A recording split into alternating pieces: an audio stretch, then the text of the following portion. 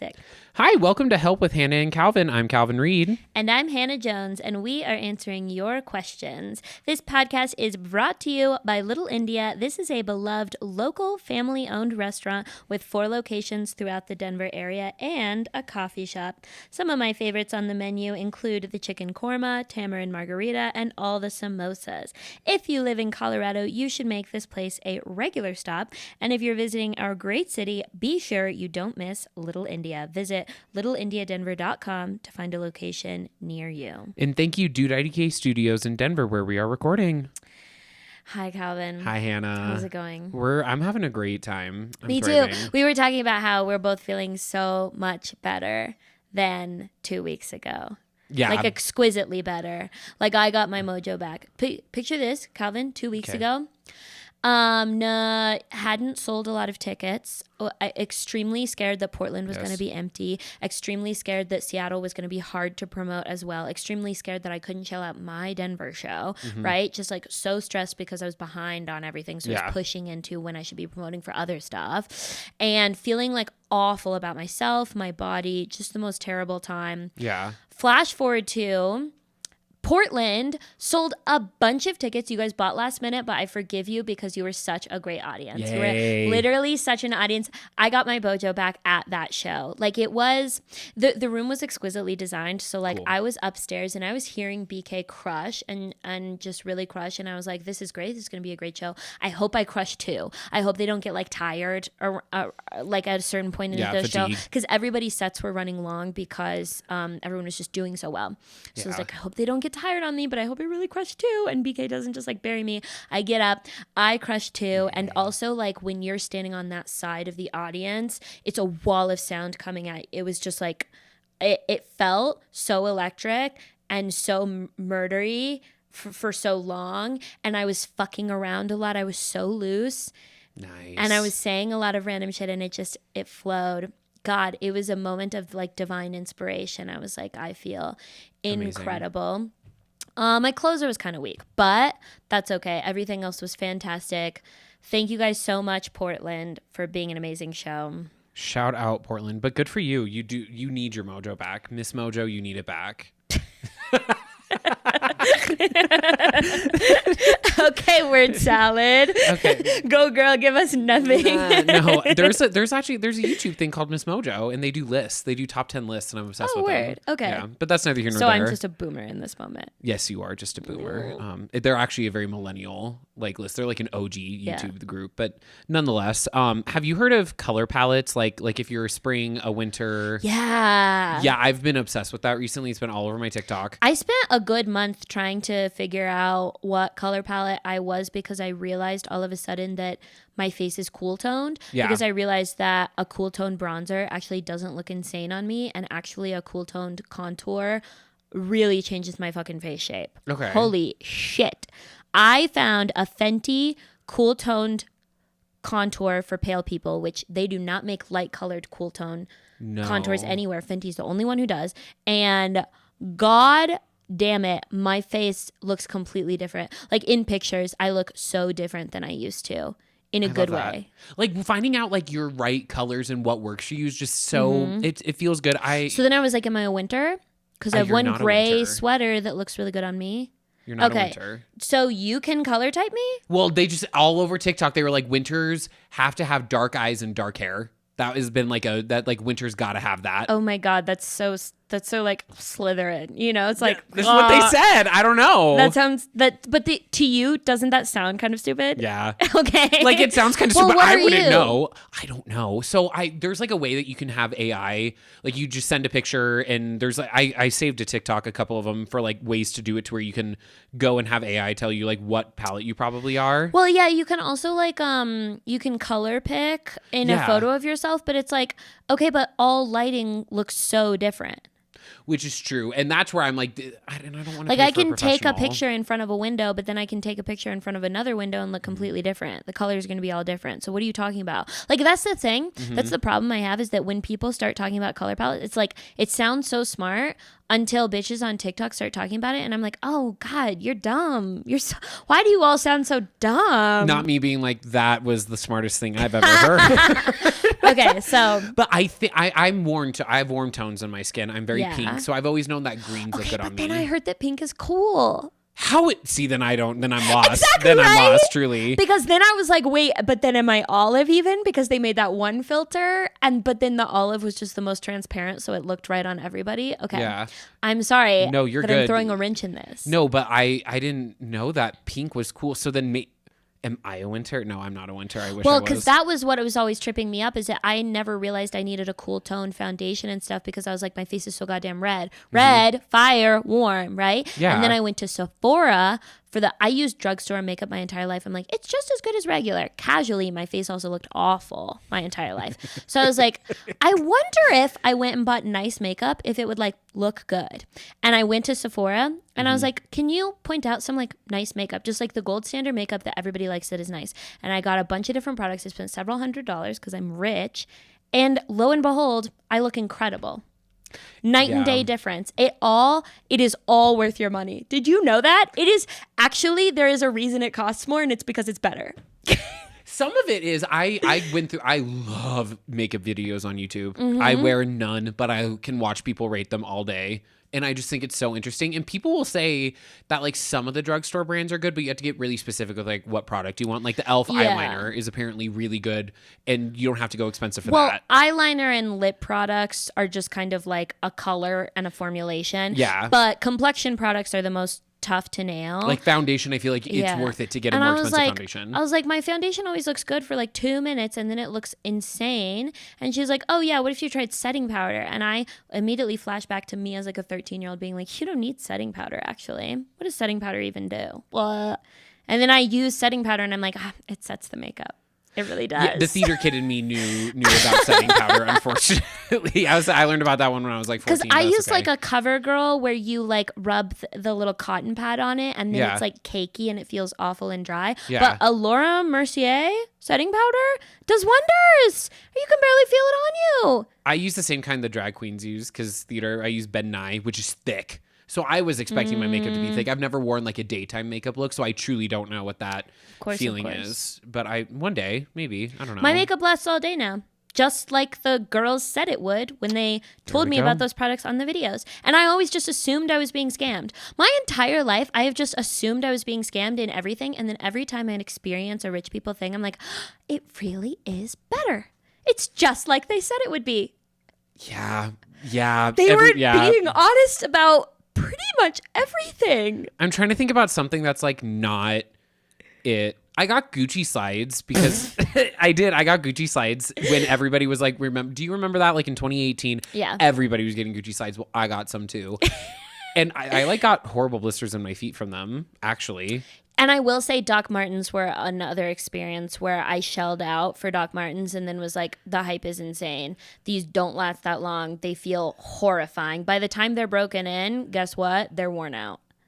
Yeah, that's why I haven't bought Doc Martens. I have sensitive feet. Birkenstocks took me a second. And there are just so many truly fantastically well-made brands of boots out there that if you like want a stylized chunky boot, just get one of those fantastic brands of boots. Like my Steve Madden boots have lasted me so fucking long. My Skechers boots have lasted me since I was a senior in high school. Exactly. Like, everybody sleeps on Skechers. Everybody does. It's because when they're ugly, they're fucking atrocious. So cute. Like, no, they're absolutely disgusting. Okay, sorry, your color palette. Oh, yeah, so I don't know anymore because I thought up until 2 minutes ago, I thought I was warm toned. Ignore everything I said. What's your color palette? So I never found out. Because I got kind of because I'm an overthinker, I got worried that I was like, what happens if you like find out that you're an autumn and then all of the things in your closet that aren't autumn you just want to throw out because you know you won't look as good in it. So I got nervous and I haven't done it. It feels like you're not an autumn though. I have no clue what I am, but that was just need like an bright example. colors. So I would think you're a summer or spring. I could be, yeah. I kind of thought I was a springer and I wanted to be an autumn, but I think I'm a spring.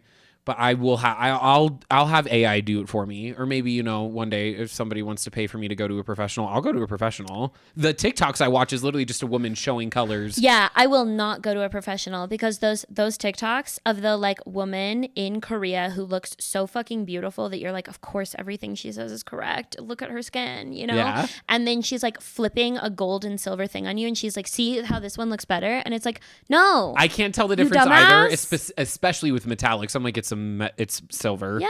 I can tell the difference with like greens and reds, but I can't with like any other color. Yeah. I know that I look good in like a bright true green and a light blue and a gray, a silvery gray that's like really light and like a bright gray kind of. Yeah. See, I sound dumb. Like a saturated I started gray. talking about this and all the listeners are like, Hannah really fell off, you know? That's like it's true. A bright gray? What the fuck are you talking about? Yeah. You idiot. So I did a little bit more research on color theory with my color palette obsession. And so I've been using words like saturated. You want a saturated gray. So that's like a really bright color is like really saturated. So like what I said, like bright. Yes, but like just say saturated and you'll sound smarter. But here's the thing, but okay, fine. It's just that like I don't think of gray as being capable of saturation.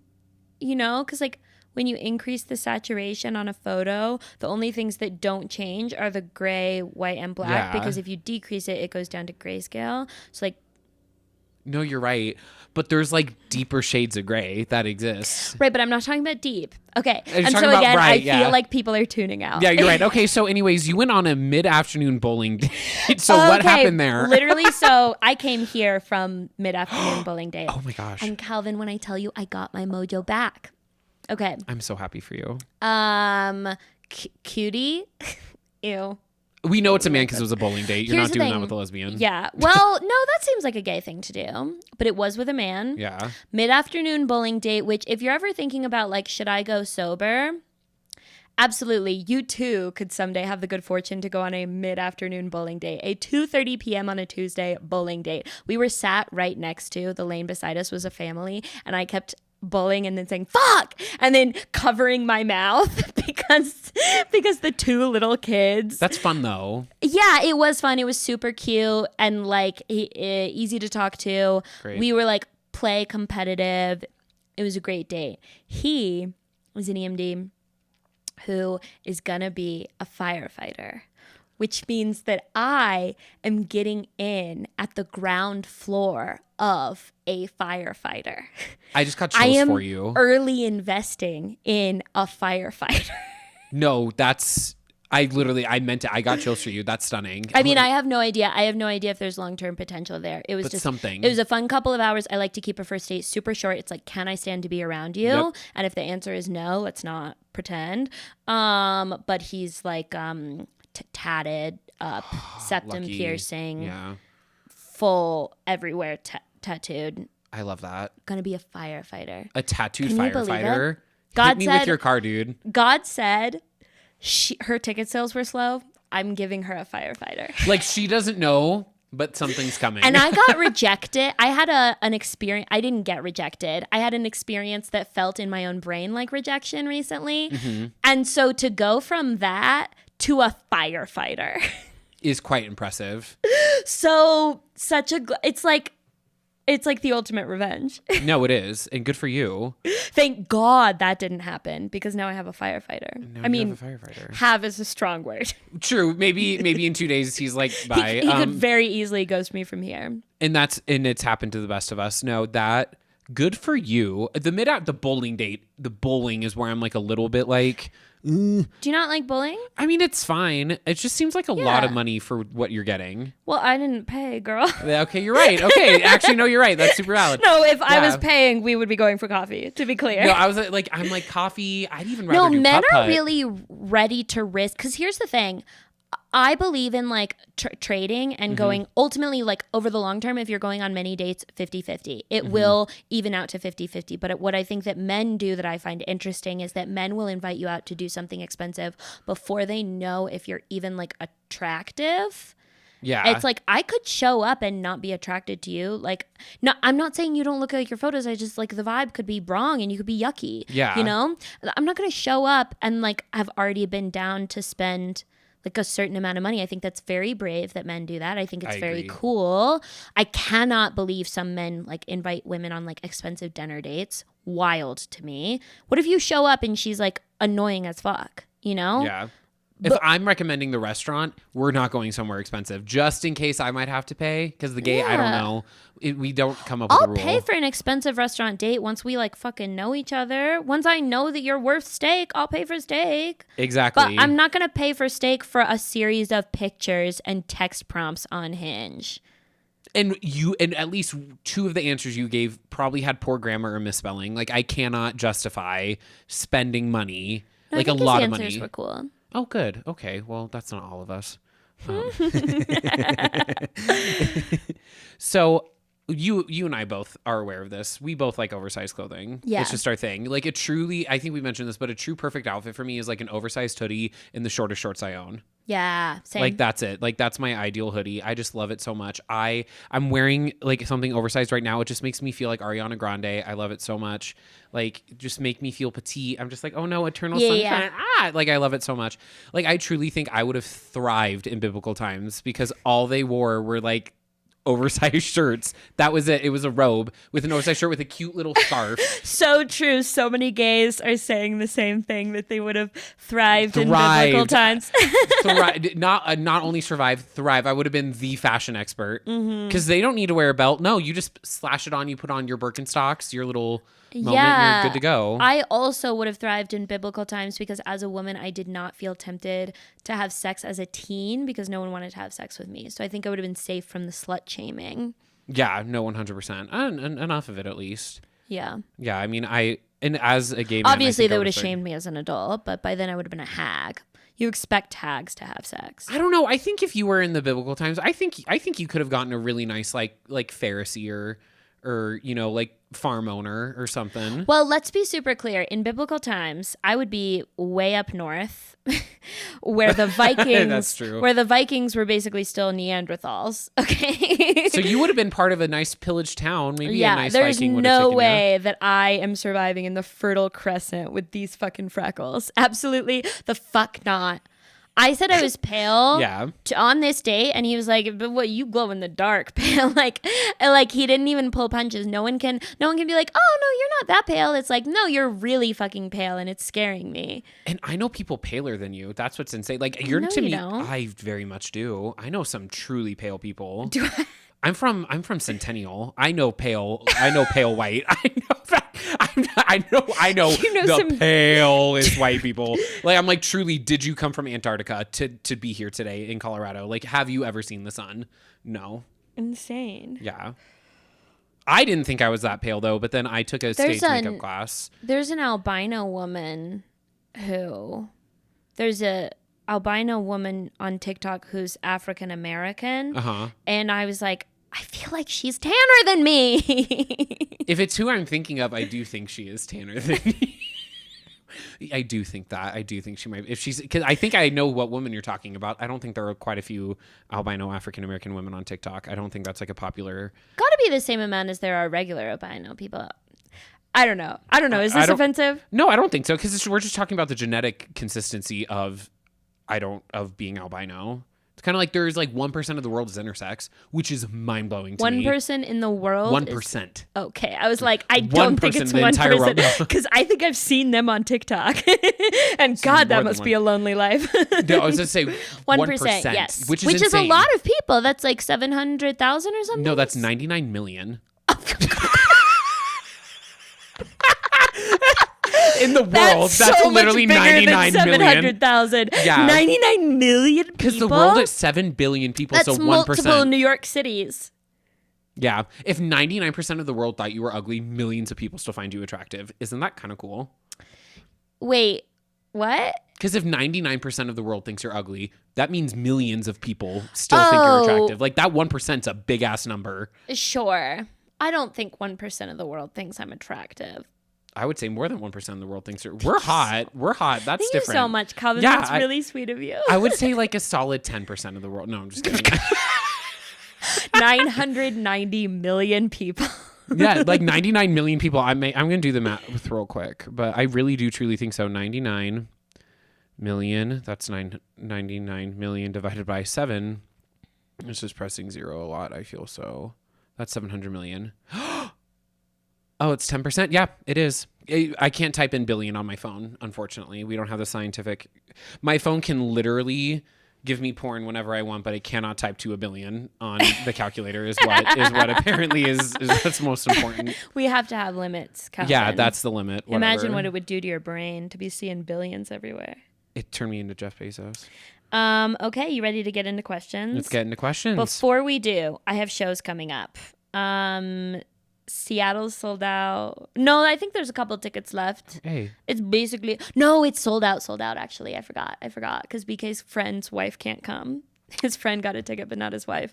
Oh. Denver is sold out, but you can come to our April is sold out, but you can come to the May show.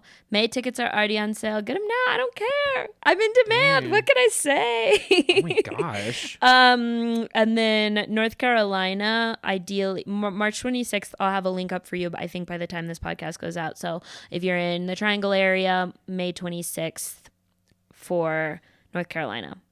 And I am April 4th in Denver. I'm in Crazy Mountain Brewing. April 17th.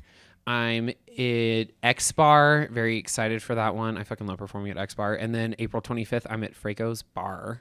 Fantastic. This podcast is sponsored by the Patreon. Patrons have first priority to get their questions answered, and they also receive a bonus episode every month, and it's only $3. If you want to ask a question to get answered in a future episode, you can find the link to that form in the podcast description or on our link trees or on any of our social media platforms. Alrighty. Question number 1. 1 second. Wow, you're causing dead time. I'm sorry. I forgot that I scheduled us a bunch of shows in Portland, and then I forgot that we don't have anything the 11th. So BK's helping me with that. Okay. Question number 1. Hi, Hannah and Calvin. I've met both of you at shows, and you're both so funny and nice and cool. Thank you. Thank you for blessing us every week for the pod. Oh my God, that's so nice. Here's my question. I recently found out that my boyfriend of 1 year has cheated in every relationship he's ever been in. I had asked about this when we were first dating, and he downplayed it and definitely did not tell me the full truth. If I had learned this fact on date number 4, we wouldn't be sitting here today, but here we are. For context, he's 27 now, and all of these relationships were in his late teens and early 20s while he was in the throes of an addiction. He claims it was a time when he didn't care about anyone, including himself.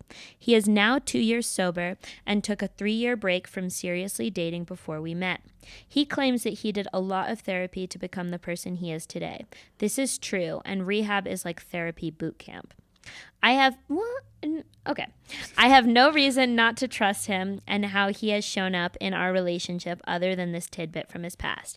It's challenging because most people believe that cheaters don't ever change, and that's a hard narrative to get out of my head. What do you think? Am I looking for trouble in paradise? Can a cheater change his spots? A cheetah changes spots. That's funny. I'm a woman, 32, if it comes up. Signed, Cheetah Cheetah Bang Bang. That's a hard one because I have definitely thrown around the phrase once a cheater, always a cheater. Uh-huh. But like how she's describing it, like that does sound like he's really taken some time to reflect. And it's not even like they dated like his mid-reflection. Like he took 3 years off of dating is kind of impressive. I haven't done that since I've started dating. Yeah. But like also cheating is not great. And every single past relationship is definitely a red flag. I think I am unclear how much he downplayed it and how much he did not tell the truth. Because to be clear, if you asked him about stuff on date number 4, I think it is appropriate on date number 4 to downplay it in that moment. It would be, in fact, weird to me if he decided to tell you like a really huge, ugly truth about himself in those words, in the most fully honest. I think that he could have said, if he said something like, to be honest, I wasn't the best partner when I was younger. I was a really bad boyfriend and I lied and cheated. And if that's how he downplayed it, and then you find out that means cheating in every relationship, that to me, it's like, no problem. That's super appropriate. And it sounds like he really took responsibility for the fact that he was in the wrong now. Now, the way that he downplayed it was like, yeah, I've cheated before, but it was desperate times. It was a terrible relationship. We were both toxic to each other. Then that sounds really fucked up and like he hasn't taken responsibility for it. So I would just approach him and say, I feel like you didn't tell me the whole truth. You downplayed it. And I am wondering what your view is now. Do you feel like you concealed it because you wanted to look better? In which case, how can you build up trust between us? Mm-hmm. Or do you feel like you did your best to be honest within the context of what was appropriate for only having known each other a few dates? Yeah. I get that. Yeah. Cause I have definitely been like very honest on dates before and have not gone on a date after that where I'm like, oh, okay. I definitely see like what you mean where that's a very valid thing for him to kind of downplay. You're right. It's like he would acknowledge it, but downplay is almost not even the right word. It's like acknowledge it, but not give it a lot of time because you're still in like the getting to know you. Because date 4 also, you're still very much getting to know somebody. Like very much so. So I would say that like definitely would have a big part of the context with it is what he considers that. But I mean, I don't know. It's like some of his actions are saying a lot. The plus rehab is like therapy boot camp is kind of weird. It's kind of true.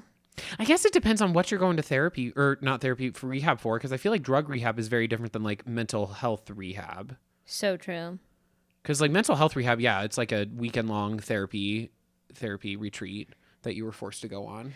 Well, yeah, I'm just thinking about drug rehab that might be like very AA driven. Which is very true. In which case it's like, sorry guys, controversial opinion. I think AA is kind of dumb. They have like really bad recovery rates. So the science backs me up on this. They're obsessed with Jesus. And I just think they don't do a really great job because they make everything into a binary. And I think a lot of people like want to view every issue in their life through the lens of like, I'm an addict. And that just means that I have this disease. And it's like, well, never mind. Okay. I'm getting too far into personal baggage. Okay. No, that's valid. No, I was just saying, I have an addictive personality, so I've always known that like I could very much easily slip into addiction. So it's something that I've always at least tried to have, like being able to stay 2 years sober. Like that's a hard thing to do. Totally. But also there are plenty of people like fucking George Lopez got a kidney from his wife and then he cheated on her ass. So like truly, so don't trust any men. No, I think it's definitely worth a conversation in like being prepared to possibly not hear like the best answer from him, but like that's just because And I'll be honest, I view cheating like I view a car wreck, in the sense that when I get in the car, I know that there is an extremely high likelihood that I will die in a car wreck. Unfortunately, that's just how driving works. And there's an extremely, like, I'm going to do everything I can to make sure it's not my fault, but that shit will happen to you. Yeah. And you just cannot live your life. I mean, you could actually totally live your life in fear, but most of us in America have chosen to just live a life that is not dictated by our fear that we'll get in a car wreck, that's someone else's fault while we're on the road. Yeah. And I think you just have to view cheating like that because it truly says nothing about you. And I think that living a life where you're trying to be smart enough to outwit getting cheated on, I think that's a sad life. I think it makes people act crazy. And I think you will be limited from a lot of love and good relationships based on trying to figure out how to not get cheated on. Yeah, because if you have the conversation with this guy and you just like are open about it, and if you were to not say anything and just be worried that he might be a cheater the whole time, it'll ruin the relationship. He's going to maintain during that conversation that he's not going to cheat on you, and you will never like find that out until you just find out that he cheated on you. But what I will say is that you will figure out during that conversation whether your feelings are important to him, whether he's taken accountability for his actions, whether he is going to own up to downplaying the situation and lying, whether he can be open about his motivations. And all of those things will be really useful in deciding what your path forward is. I would say that, like, when you have a tough conversation like this that is not a fight, right? You're just like, I need to know more about this so I can be comfortable, because right now the information I have makes me feel yucky about you. His ability to keep a cool head and not be defensive and be helpful and compassionate will really build a lot of trust with you. And if he can't do that, then just imagine how many hard conversations you're not going to be able to have with him in the future.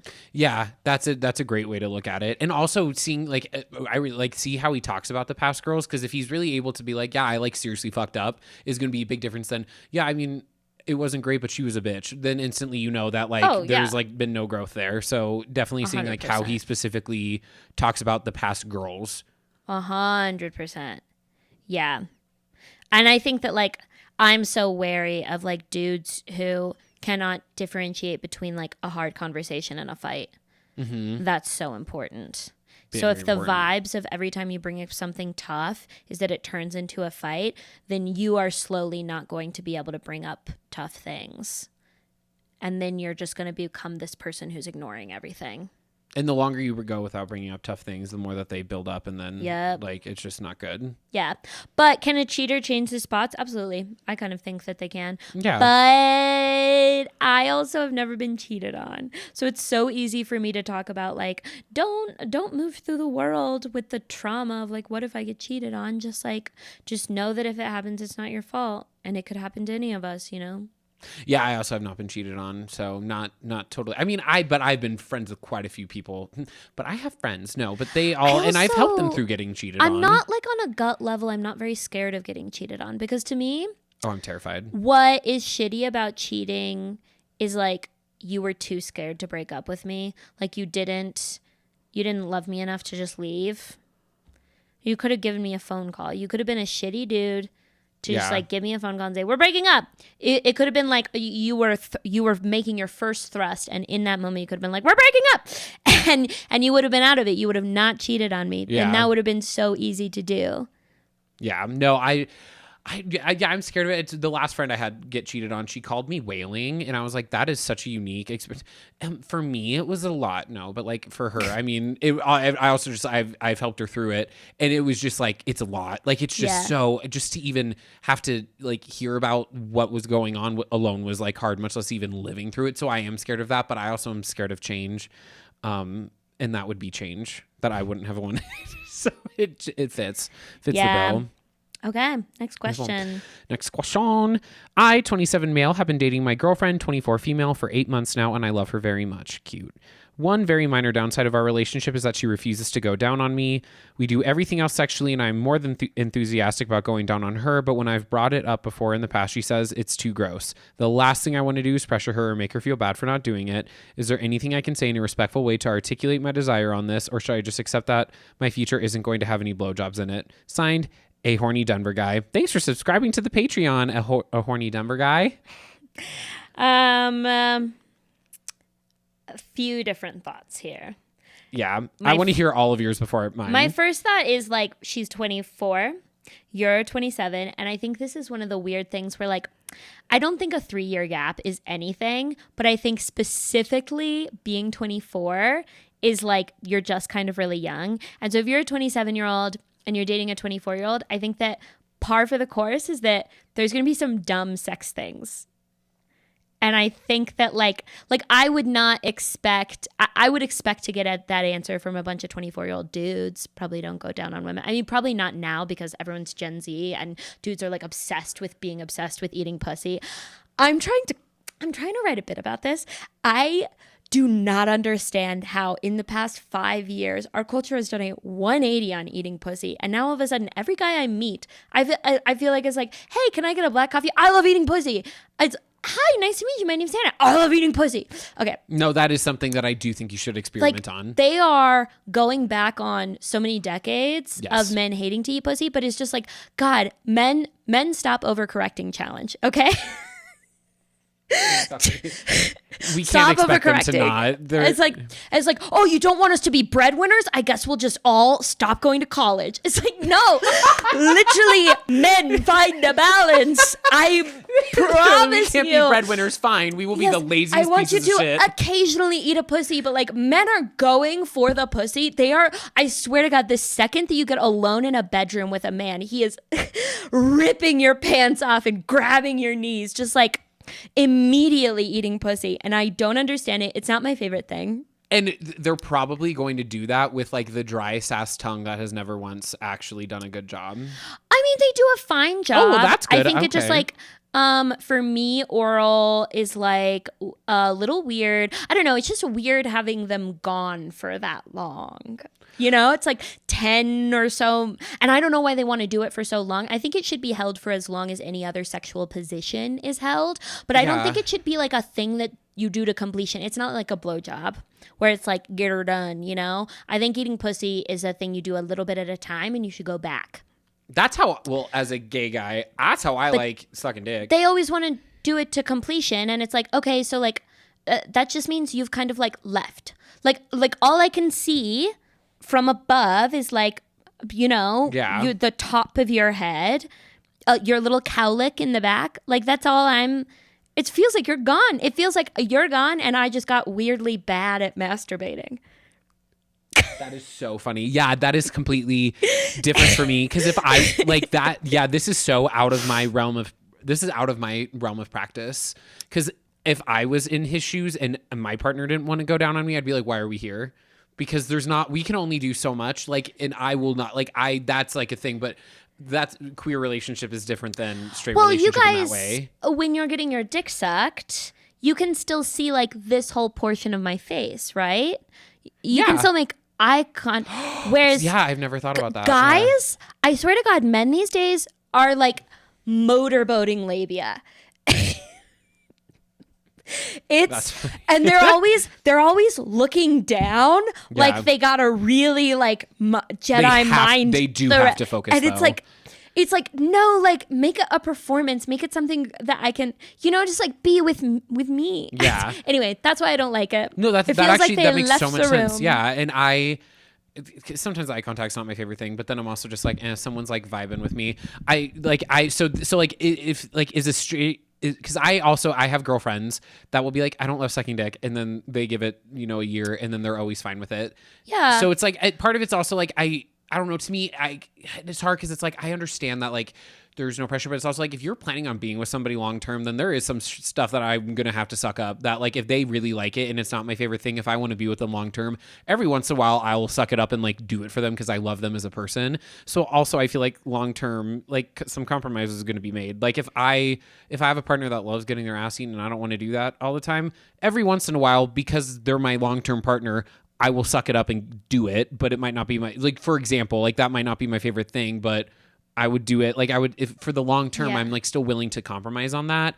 So I feel like this might just be slightly out of my realm of practice, dude, because I don't think you should ever tell your girlfriend, you really should just suck it up and do it at this point. Like that's the wrong thing, but I'm like, I would struggle with it. Here's my question. Okay. So the first thing I'm thinking, this might just be part of the course for dating 24-year-olds. Okay. Yeah. My second thing is, okay, so now there's a bigger question here, which is like, is she sexually explorative? And that's like important in a long-term partner, right? So is it just that she won't put it in her mouth because she doesn't want to, but she does all sorts of other fun experimental stuff? Is she fairly adventurous? Does she do a lot? Is she active during sex? Is she participating? Does she have her own shit that she wants to try? Yeah. That will determine long-term compatibility with you.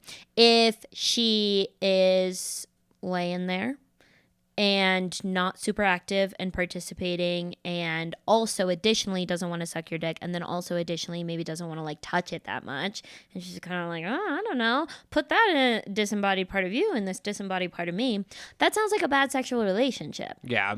So I'd say that this is kind of the time of your relationship where you're determining long-term sexual compatibility, and I just really doubt that it's going to come down to the physical act of her putting your dick in her mouth. I think it's going to be more so the vibe of, does she want to do new stuff? Yeah. And I don't think that you can move into a long-term relationship with a person who doesn't want to do new stuff. It'll get so boring so fast, and you will have no way out of it. And there is somebody who will want to do no new stuff. Like it's very much like Totally. like you'll find and those somebody people that should way. marry other people who don't want to do any new stuff. I'm 'Cause it works sure. for them. I'm sure she can find a nice Republican man who doesn't want to lick a pussy either, and they can have missionary sex for 7 minutes once a week for the rest of their lives. And if that makes them happy, it makes them happy. Easy peasy, once a week, unless she's on the rag, you know. My gosh. Well, I guess something else that I didn't. I can say that because I'm on the rag. No, you're right. You're right. And it was funny. So like worse things. But yeah, because like also because I have a friend who is dating somebody who has experienced some sexual trauma, and so their sex life is different because there's a lot of like trust building, and that's a big part of it. But there's been a lot of open communication to where it's like it is explorative, but in a very different sense. And they're both thoroughly fulfilled because there's been a lot of open communication. So if that's something where there's like some trauma involved, maybe try and like open up communication so that you know whether or not to even. Because if there's trauma involved, then it's like, then, you know, you're right, then explorative in other ways might be the way to do it. And because I didn't think about exploring in other ways, because I'm vanilla as fuck sometimes. I'm like, yeah, that's about as crazy as I'm getting, which is its own thing. Here's my homework for you, horny Denver guy. What you're going to do, you're going to come up with 4 fairly mainstream things, sex things you guys haven't done together yet that you think would be hot. And obviously, you have them. Every guy in every relationship ever with a woman has locked and loaded a little part of his brain of like, I wonder if we'll ever get to this, you know? Yeah. You will let her be as freaky and you will match her there. But there's always like an iceberg of freakiness that men have bringing to the table. And I would argue women have that as well too, but they just haven't been allowed to explore themselves as much. Okay. So you're going to think of 4 specific things that are fairly mainstream. So things that get mentioned in TV shows that you know, kind of like everybody does. Maybe not pegging. Okay. Maybe like this kind of toy, this kind of thing. And you're going to bring them, and you are going to bring one to her, and you're going to see if she's game. Just on a GGG level. Dan Savage always says this, good, giving, and game. That means is she just kind of like on a default level, like, sure, I'll try that. Sure. Yeah. Unless I have like some really intense, distinct reason not to, sure, I'll try that. Let's see if it works.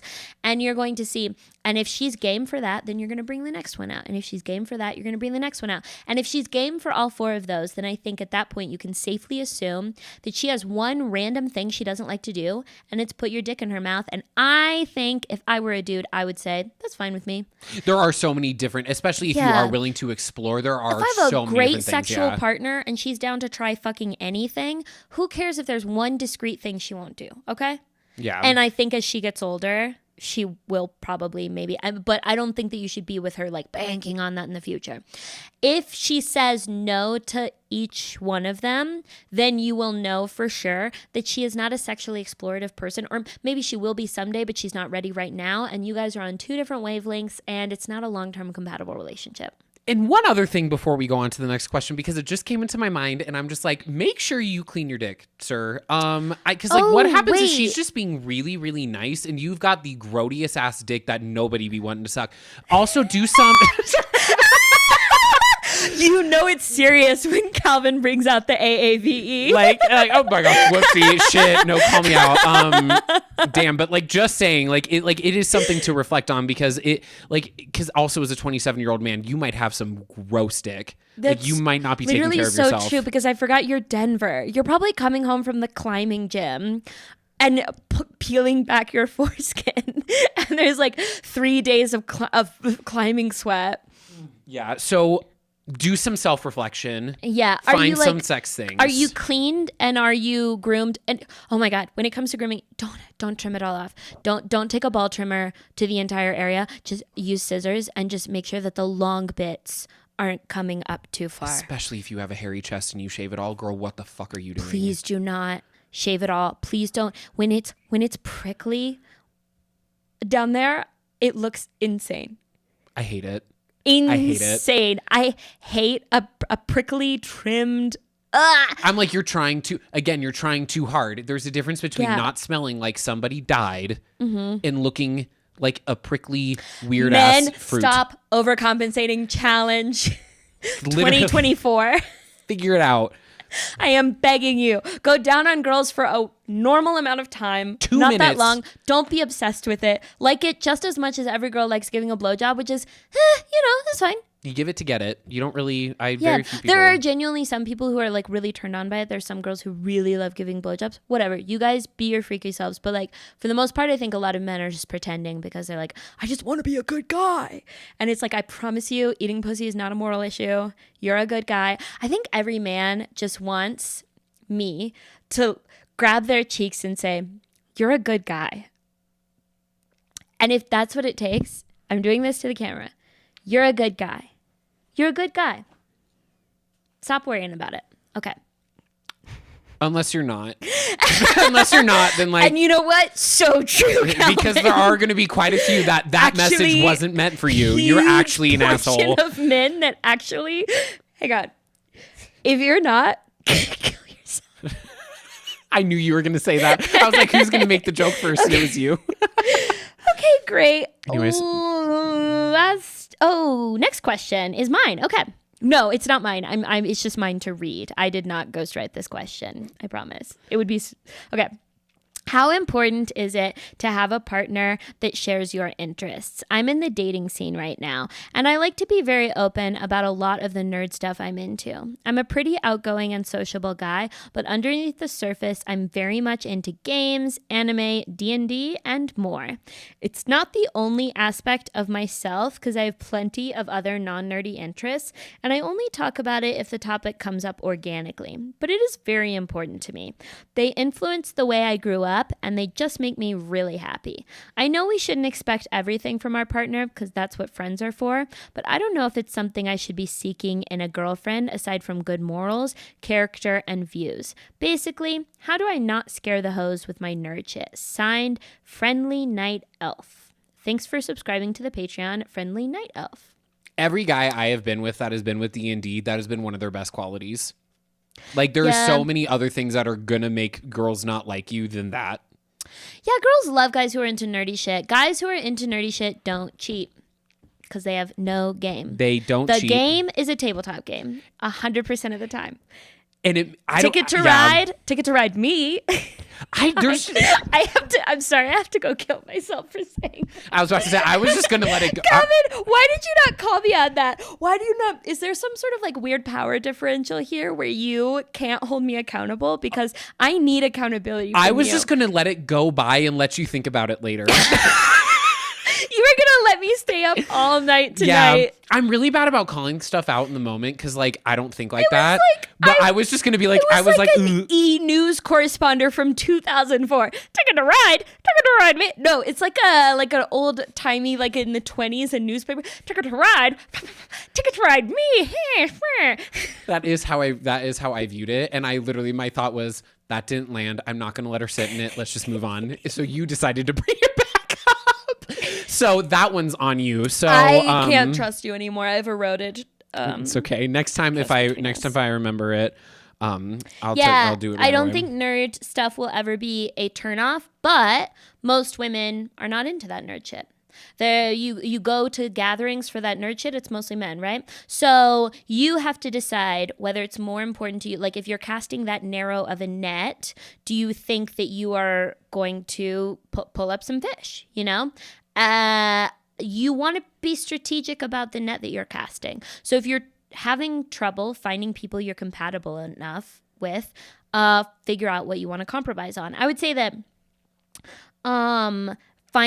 putting all that shit in your profile so that a lot of women might attend a D&D game but are probably not going to put that in their profile because maybe being nerdy isn't a big part of their life. So if you put it in your profile, it'll give a girl an opportunity to be like, oh my god, like I also do D&D, like I'm an elf, or which would be so cute. I'm a mage. A mage, cute. But I would say that how important it is to you will always come down to you. Mm-hmm. For me personally, it is not important for anyone to have any shared interests with me because I can gab about anything. I love learning new stuff. I love when a boy exposes me to like a new TV show. or a new interest, I'm just down with that. And that is just something I'm down to compromise on. Same. I've always been, because I've thought about it a lot too. Like I cannot stand football. I don't like football, hate it. But I've always recognized that it is the country's most popular sport. I will probably end up being with somebody who likes that. That's okay. And I'm not into anything that I want other people to be into, right? Like, I don't want to meet a guy who like also likes sewing, you know, like that's my thing. Okay. And I don't want a guy who's like also into thrifting, because those guys are fucking manipulators, you know? I don't. No, that's true. Yeah. Buy clothes from a store or you're going to gaslight me. I love that. The one thing, but even then it's really like none of the, I would love the things that they have to do. They have to respect and be okay with what I like, because I do have an addictive personality. If I find something new and I really like it, I go in kind of deep.